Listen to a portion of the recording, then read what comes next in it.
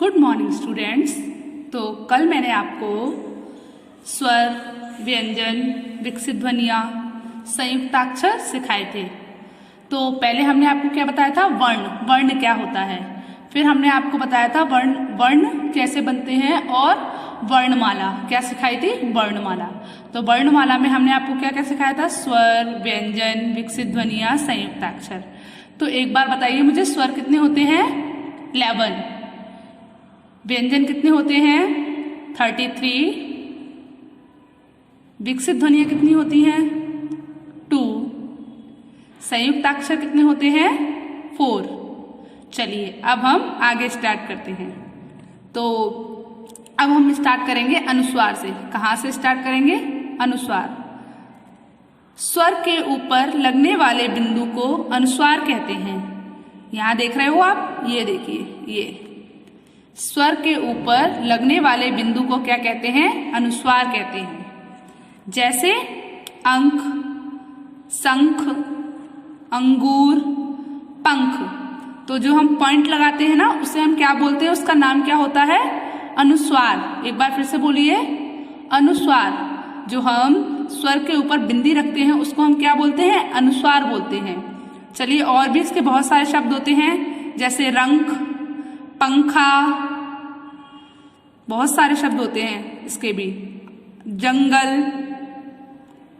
ठीक है, चलिए अब हमारा नेक्स्ट है अनुनासिक।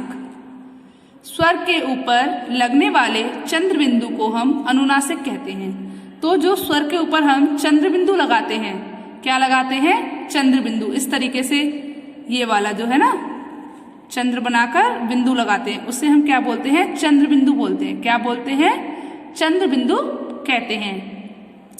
स्वर के ऊपर लगने वाले चंद्र बिंदु को हम अनुनासिक कहते हैं। जो चंद्र बिंदु लगती है उसका नाम क्या होता है, अनुनासिक। आज आपको एक चीज पता चली क्या, कि जो हमारे स्वर के ऊपर बिंदी लगती है उसको हम अनुस्वार बोलते हैं, और जब हमारे स्वर के ऊपर चंद्र बिंदु लगती है उसे हम क्या बोलते हैं, अनुनासिक। तो अनुनासिक के हम कुछ एग्जाम्पल देखते हैं, जैसे आँख, सांस, हंसना, बांस आदि। और भी बहुत सारे होते हैं, जैसे चांदनी, आंचल। तो इसको हम इसको क्या बोलते हैं, हम अनुनासिक। इसको क्या बोलते हैं हम, बताइए, अनुस्वार। तो नेक्स्ट है हमारा विसर्ग। क्या है, विसर्ग। तो विसर्ग पढ़ते हैं अब। स्वर के बाद लगने वाले बिंदुओं को विसर्ग कहते हैं। क्या कहते हैं, विसर्ग कहते हैं। जो बिंदु लगती है ना, उसको हम बोलते हैं विसर्ग। 2 बिंदु लगाते हैं उसे बोलते हैं हम विसर्ग। जैसे एग्जाम्पल है उसके, अतः। तो इस बिंदु का साउंड देखिए कैसा आ रहा है, अतः। दुख, प्रातः, दुख, प्रातः आदि। अतः, दुख, प्रातः आदि। और भी बहुत सारे होते हैं इसके, नमः। ऐसे बहुत सारे एग्जाम्पल होते हैं इसके भी। चलिए उसके बाद है हलंत। क्या है, हलंत। स्वर रहित व्यंजन को हल लगाकर लिखते हैं। स्वर रहित शब्द आया एक, क्या आया, स्वर रहित।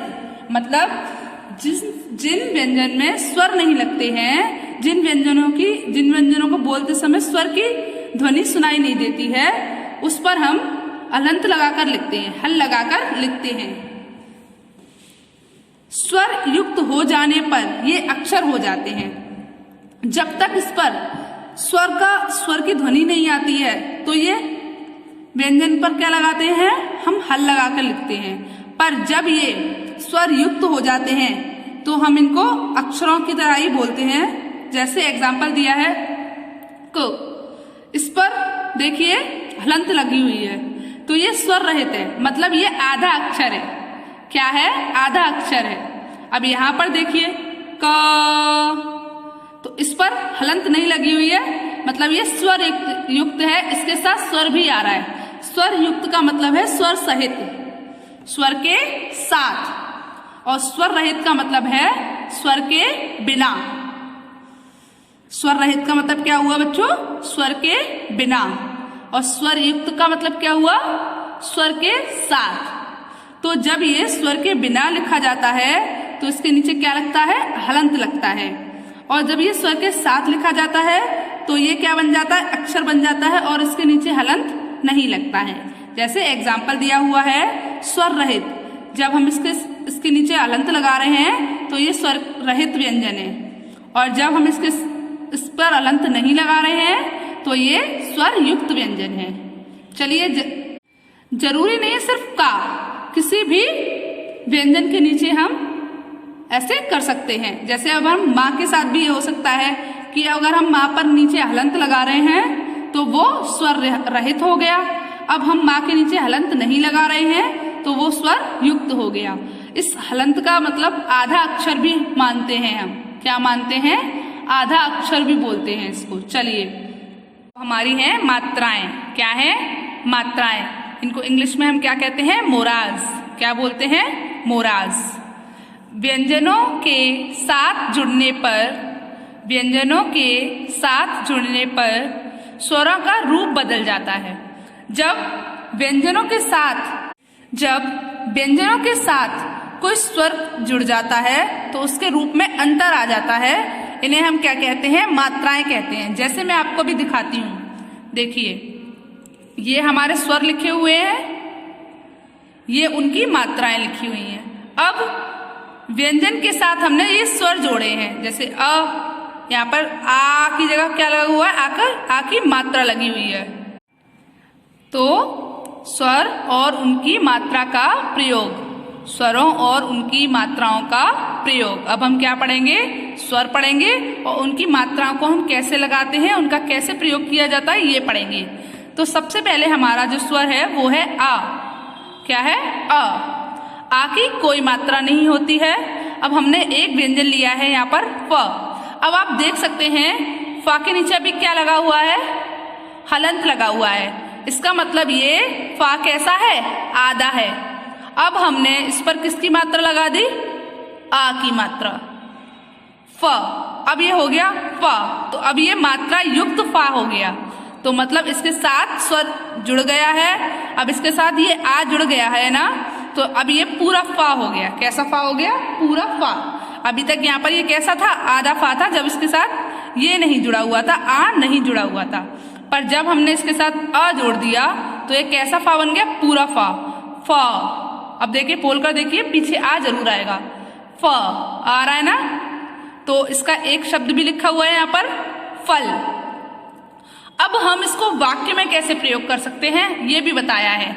फल रख, या यहाँ पर फल को रखो, या हम फल खरीदते हैं। और भी बहुत सारे वाक्य बन जाएंगे अगर हम वाक्य प्रयोग करना चाहते हैं इनका। कि जैसे मैंने एक शब्द लिया फल, अब मैं आपसे कहती हूँ इस पर 5 वाक्य बताओ मुझे, तो आप लिखते हो कि हम फल खरीदते हैं, फल को फ्रीज में रखो, ऐसे करके बता सकते हो ना।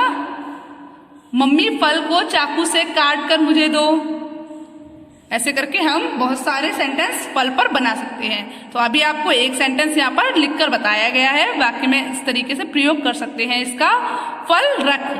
चलिए, अब सेकंड स्वर है हमारा आ। कौन सा स्वर है सेकंड? आ की मात्रा कैसी होती है? देख लीजिए आप, एक डंडा बनता है।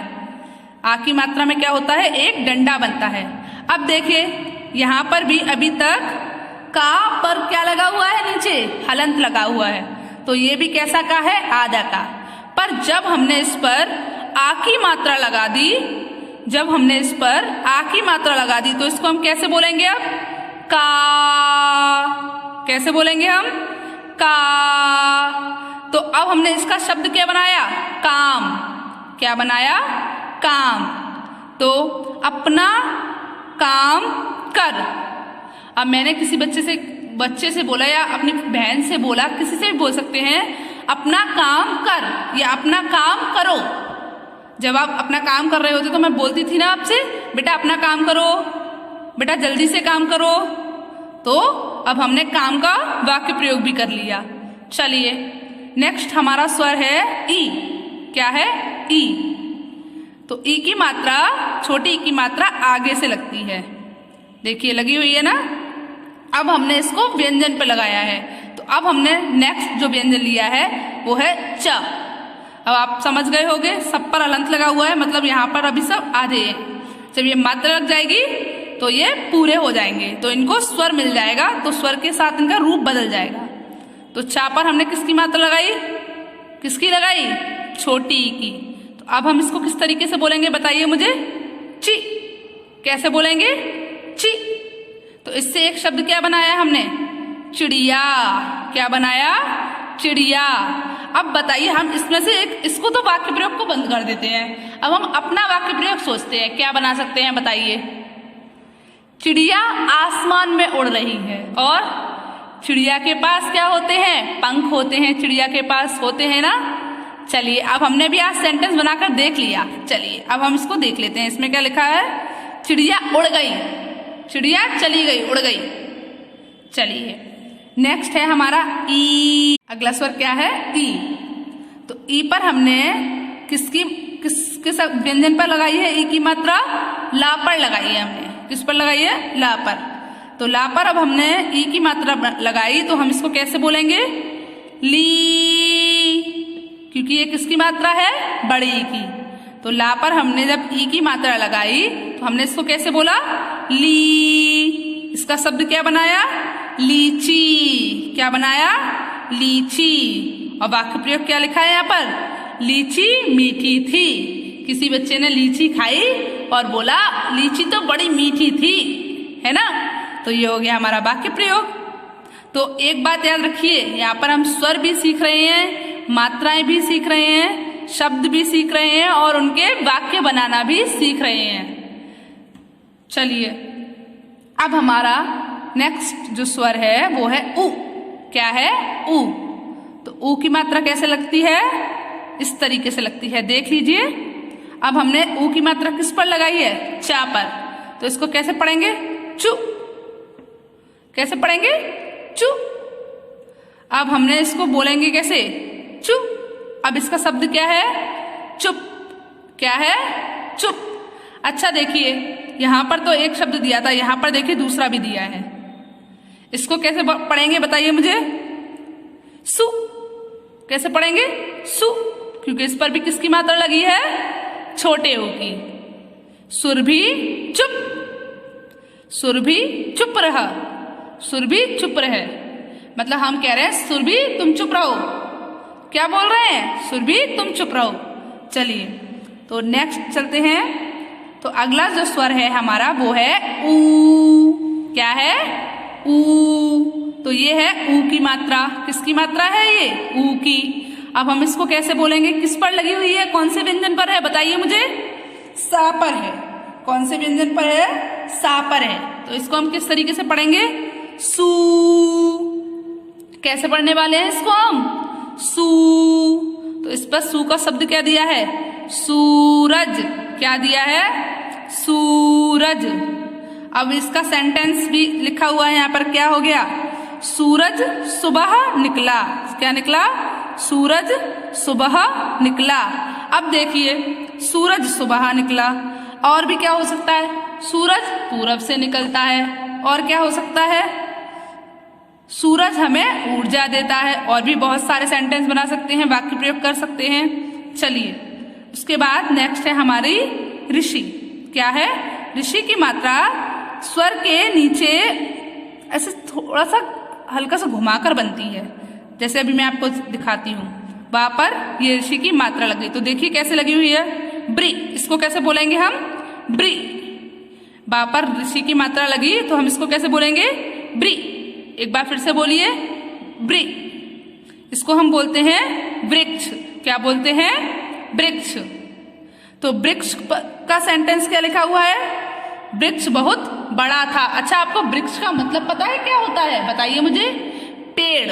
क्या होता है, पेड़। उसके बाद है ए की मात्रा, ए। तो अब हमने ए को किस पे लगाया है, शा पे लगाया है। तो कैसे बोलेंगे, से, शे। कैसे बोलेंगे, शे। कैसे बोलेंगे, शे। तो ये क्या हो गया, शेर। क्या बना इसका वाक्य, शेर। इसका शब्द क्या बना है? शेर। अब शेर ने क्या किया वो वाक्य प्रयोग में बताएंगे। शेर ने बकरी मारी, इसमें क्या सेंटेंस दिया है? शेर ने बकरी मारी। तो शेर ने क्या किया? एक बकरी को मार डाला। चलिए अब उसके बाद हमारा अगला स्वर, तो हमारा अगला स्वर है ए। क्या है? ए। तो ए की मात्रा कैसे लगती है?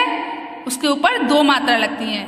ए पर एक मात्रा लगती है, ए पर दो मात्रा लगती हैं।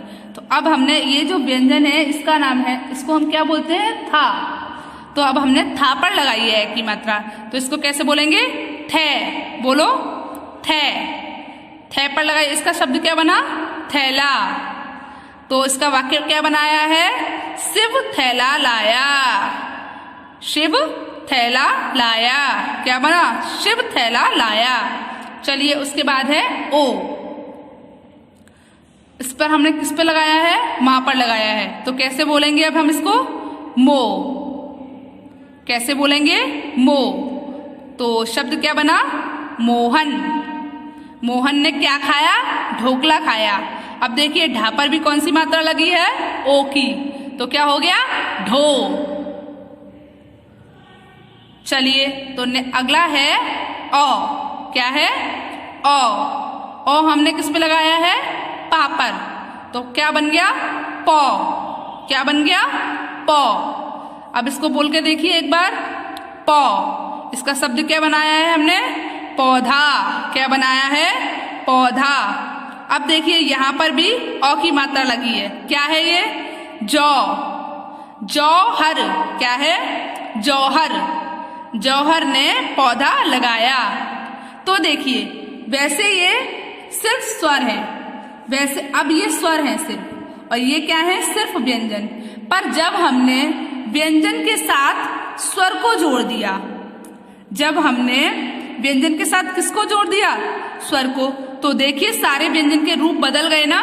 जितने भी यहाँ पर हमने व्यंजन लिखे थे उनको हमने दूसरे तरीके से बोला। इसको हमने बोला का, इसको हमने बोला ची, इसको हमने बोला ली, इसको बोला हमने चू, इसको बोला सू, इसको बोला ब्री, इसको क्या बोला? से। क्या बोला हमने? शे। इसको क्या बोला? थे। इसको क्या बोला? मो। इसको क्या बोला? पौ। तो स्वर के लगते ही सारे व्यंजनों का क्या हो गया? रूप बदल गया। तो कैसे बदला रूप? क्योंकि हमने क्या लगाई थी? स्वर की मात्रा लगाई थी। तो जब व्यंजनों के साथ कोई स्वर जुड़ जाता है तो उसका रूप बदल जाता है, जिसे हम क्या कहते हैं? मात्राएं कहते हैं। तो आपको आज मात्राएं समझ आई? अब बताइए, जब हम जो हमारी पॉइंट लगाते हैं हम किसी भी स्वर के ऊपर, उसको हम क्या बोलते हैं? अनुस्वार। जब हम किसी भी स्वर के ऊपर चंद्रबिंदु बनाते हैं उसको हम क्या बोलते हैं? अनुनासिक। जब हम किसी भी स्वर के बाद बिंदु लगाते हैं, स्वर के ऊपर लगाते हैं तो अनुस्वार। स्वर के बाद दो बिंदी लगाते हैं उसको हम क्या बोलते हैं? विसर्ग। और जब हम किसी भी स्वर रहित व्यंजन पर हल लगाकर लिखते हैं उसे हम क्या बोलते हैं? हलंत। क्या बोलते हैं? हलंत।